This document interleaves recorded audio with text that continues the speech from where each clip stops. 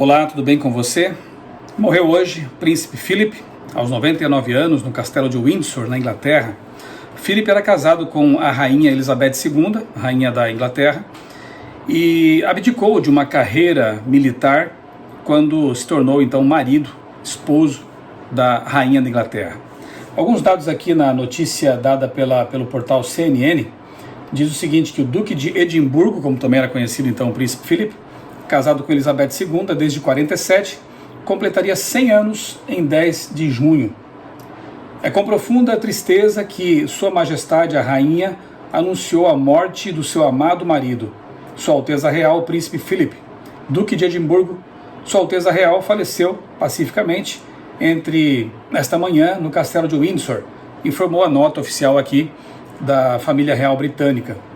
Entre fevereiro e março, Philip passou 4 semanas internado em hospitais de Londres para tratamento de uma infecção e para fazer um procedimento cardíaco. Ele havia recebido alta hospitalar no dia 16. Bem, de fato é uma notícia bastante relevante, né? Mas o que me chama a atenção, na verdade, é uma coincidência, porque ontem à noite eu assisti a um episódio daquela série The Crown, que justamente conta ali os bastidores, fala dos bastidores da história da família real britânica, recortando ali um período histórico que vai desde a morte do rei George VI, pai da Elizabeth II, até algum tempo assim um pouco mais recente, né, as histórias das polêmicas da família real britânica. Bem, mas por indicação eu assisti então o episódio a que me refiro aqui, cujo título é Poeira Lunar, e achei de uma sensibilidade tremenda. Propõe assim reflexões sobre fé, sobre humanidade, muito interessantes. O que acontece é que o príncipe Philip, como eu disse, ele abdicou de sua carreira militar, ele que combateu na Segunda Guerra Mundial, ele também vem de uma linhagem de nobres, né? Era filho de nobres na Grécia e também na Dinamarca, né? Tem sangue real aí, mas ele abdicou, claro, de sua linhagem ali quando se casou com a princesa, depois rainha Elizabeth II, tornando-se então o Duque de Edimburgo e então príncipe Philip.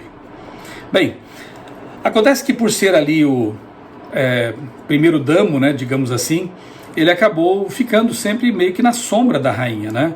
Ele participava de eventos importantes, representava a Inglaterra em viagens oficiais, enfim, mas não era o rei. A rainha era Elizabeth II, e ele sempre teve essa posição secundária. Acontece que os anos vão passando e ele já maduro, com uma idade já ali chegando à terceira idade, digamos assim, ele acaba se sentindo bastante frustrado com as suas realizações, com aquilo que ele fez.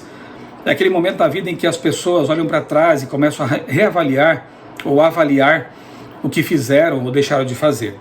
E Philip, ele começa a ficar assim depressivo, frustrado com a sua vida. Interessante que nesse episódio ele já começa a desgostar também de ir à igreja anglicana, assistir aos cultos. De fato, o pastor, né, o reverendo, já era de idade avançada e inclusive até se esquecia de coisas quando estava pregando ali durante o culto. E por causa disso a rainha Elizabeth toma providências para que um novo clérigo seja chamado. Então vem um pastor mais jovem e esse pastor pede permissão para criar ali, usar uma casa que estava disponível ali nas imediações do palácio, para nessa casa criar um local de encontros de pessoas, de clérigos, de religiosos, que precisavam de um realinhamento na sua missão, no seu ministério, que estavam se sentindo também desanimados com a vida, uma situação bem semelhante com a de Philip, embora ele não admitisse isso. O clérigo, o novo clérigo então contratado pela rainha, convida o príncipe Philip para uma reunião. E nessa reunião o príncipe Philip desabafa, dizendo que vocês não precisam estar aqui reunidos, conversando, trocando ideias, desabafando, vocês têm que agir.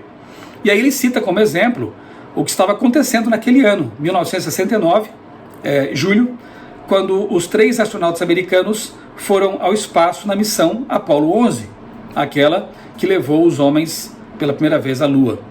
O príncipe Philip ficou encantado, ele acompanhou todas as reportagens naquelas TVs antigas, né? Na verdade, quando do lançamento da Apollo, da missão Apollo, do foguete Saturno, toda a família real estava ali acompanhando. Depois, cada um foi para o seu lado, para o seu canto, mas o Philip acompanhou todos os passos, cada detalhe dessa missão. Ele ficou realmente encantado. Philip também pilotava aviões, então ele tinha uma certa identificação a mais com os pilotos americanos. Muito bem, então naquela reunião com aqueles clérigos, com aqueles religiosos, ele diz, então, vocês precisam, como os americanos ali que foram para o espaço, fazer coisas importantes, agir, e não ficar aqui apenas conversando, discutindo, trocando ideias. E ele sai dali sem grandes interesses naquelas reuniões daqueles religiosos. Bem, os americanos, como sabemos, né, eles foram bem-sucedidos, foram ao espaço, foram à Lua, pousaram ali. Neil Armstrong caminha ali no solo lunar, é o primeiro homem a pisar no solo lunar, e depois eles retornam à Terra e a missão foi um sucesso. E o mundo inteiro ficou realmente encantado e sintonizado na transmissão desse grande feito aí dos americanos. Completada então a missão, já de volta à Terra, os americanos, os 3 americanos, o Neil Armstrong, Michael Collins e Buzz Aldrin, começam então a viajar pelo mundo, a vários países, dar entrevistas, né, participar de eventos e, claro, não poderiam deixar de visitar a família real britânica. Então Philip faz um pedido meio estranho ali, durante a reunião de organização daquela visita dos americanos. Philip pede então que lhe seja concedida uma entrevista particular. Ele então anota no papel várias perguntas para fazer aos astronautas e teria alguns minutos de conversa com eles. E quando ele está em frente ali aos 3 heróis americanos, dá para ver assim que Philip estava realmente encantado e até um tanto nervoso durante aquele encontro. Ele começa então a fazer as perguntas da sua lista. Não eram perguntas técnicas, ele não estava tão preocupado com como funcionava o foguete, quais eram os propulsores, qual era o propelente do foguete, quanto tempo levou, enfim. Ele estava mais preocupado com questões metafísicas, questões filosóficas mais profundas. E ele começa então a perguntar àqueles jovens astronautas coisas desse tipo, né? O que vocês sentiram quando estavam lá? Qual foi a sensação da Lua olhar para a Terra e vê-la tão pequena? Que pensamentos vocês tiveram ali? Vejam, eram perguntas profundas, mas ele percebeu que aqueles jovens não tinham respostas para elas. Tudo que eles respondiam eram questões mais técnicas. Vossa Alteza, não tivemos nem tempo de pensar nessas coisas, nós tínhamos uma lista de procedimentos para ir seguindo, nós tínhamos tudo cronometrado, era uma missão muito complicada e técnica, extremamente técnica. Então, Philip fica frustrado, porque ele pensa que se fosse ele que tivesse essa oportunidade, com certeza faria profundas reflexões filosóficas.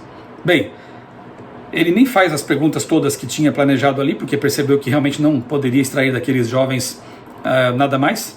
E então eles pedem permissão para fazer perguntas e começam a perguntar sobre o palácio, quantos quartos há nesse palácio, é verdade que tem mais de 1000 aposentos, como funciona a rotina aqui. Resultado, a gente percebe claramente que eles, os astronautas, estavam mais embevecidos, mais encantados de estar no palácio junto com a família real do que o próprio príncipe estava em vê-los como heróis. Para ele uma experiência muito frustrante quando vê ali os astronautas tirando fotos, encantados com tudo aquilo ali, que para o príncipe era muito comum, era muito normal, ele já vivia ali há muitos anos e aquela era a vida dele. Muito bem, o episódio termina com o príncipe voltando àquela casa em que os religiosos se reuniam, e ali ele começa a abrir o coração para eles, começa a falar de sua frustração, e diz que fazia pouco tempo a mãe dele, que era então uma freira, ela havia falecido. E a gente percebe claramente que ele começa a ficar emocionado ali, tentando se segurar como um bom britânico, né? Mas ele fica claramente emocionado. E então ele diz que a única pessoa que realmente percebeu que havia algo de errado com ele foi a mãe, quando fez a seguinte pergunta: filho, como está a sua fé? E aí Filipe conta para aqueles clérigos e pede a ajuda deles. Ele diz: eu realmente perdi a minha fé, eu preciso de ajuda. Eu achei um episódio assim muito sensível, muito profundo, muito bem escrito, né? Ele nos faz pensar no quão insatisfatória é a vida humana, ainda que sejamos nobres num palácio, ou então heróis, astronautas que foram à Lua e voltaram. Não importa que você tenha dinheiro, posses, nome, fama, títulos, ou tenha feito grandes coisas que o colocam como alguém corajoso, alguém destemido. Tudo isso tem suas limitações. Eu gosto de meditar num texto de Eclesiastes, em que o grande sábio rei Salomão diz assim no capítulo 3, no verso 11: Deus fez tudo formoso e no seu devido tempo. Também pôs a eternidade no coração do ser humano. Quando eu penso nesse texto aqui, e no autor dele, alguém que teve dinheiro, alguém que teve fama, prazer, tudo que nós poderíamos associar com realização, com satisfação. Ele teve tudo isso. E no fim da vida escreve um livro com o título de Eclesiastes. Alguns dizem que é o livro mais azedo da Bíblia, porque ele é muito realista. E ele diz o seguinte: olha, fama, prazer, realizações, dinheiro, tudo isso é vaidade. No hebraico a palavra é fumaça, algo que se desvanece rapidamente. Tudo isso é vaidade. De alguma forma o príncipe Filipe entendeu naquela fase de sua vida que não importam tanto as realizações, não importa o nome ou a quantidade de dinheiro acumulado numa conta bancária. O que importa realmente é estar em paz consigo e com Deus. Filipe procurou se reencontrar com Deus. É interessante notar que, no fim do episódio, ali naquelas letrinhas finais, é dito que ele se tornou um grande amigo daquele pastor. Então eu fico imaginando quantas conversas deve ter tido, e imagino também que Filipe deve ter reencontrado a fé sobre a qual a mãe dele perguntou. E eu quero pensar que ele morreu no dia de hoje em paz com Deus, em paz consigo mesmo, tendo entendido que Deus colocou no coração do ser humano o anseio pela eternidade. Portanto, nada que não seja eterno como Deus vai satisfazer esse anseio. Bem, eu me lembro também de um pensamento de C.S. Lewis, aquele ex-ateu, também inglês, grande professor e intelectual cristão, anglicano, que escreveu certa vez em um de seus livros que se um patinho quer nadar, existe algo chamado água, e ele ali satisfaz essa vontade. Se um bezerro, estou parafraseando aqui, se um bezerro sente fome, existe leite para matar essa fome. E ele vai comparando coisas assim que, de fato, existem, meios de satisfazer aqui na Terra. Porém, ele diz, se houver no meu coração, na minha mente, algum vazio, algum anseio, alguma coisa assim, para a qual nada neste mundo possa prover uma satisfação, possa preencher esse vazio, isso é prova de que eu fui criado para outro mundo. E é verdade. Você pode ser Neil Armstrong, um dos mais famosos do mundo, primeiro homem a pisar na Lua. Você pode ter sido um governante, um rei, alguém importante, alguém famoso. Pode até ser o príncipe da Inglaterra. Você pode ser grande coisa à vista dos homens e das mulheres. Mas se você não tiver Deus, a eternidade no seu coração, nada disso vai satisfazer. Possamos pensar neste dia de luto, especialmente para os ingleses, na alegria que é encontrar essa peça que falta para encaixar no quebra-cabeça chamado vida.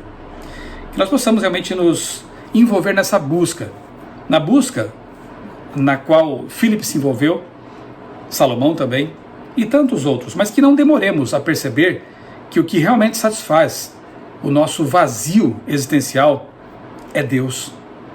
Que você possa encontrar esse tesouro maravilhoso, e aí sim, todas as peças vão se encaixar no seu quebra-cabeça, na sua vida. Um grande abraço, que Deus abençoe a sua vida e também a sua família.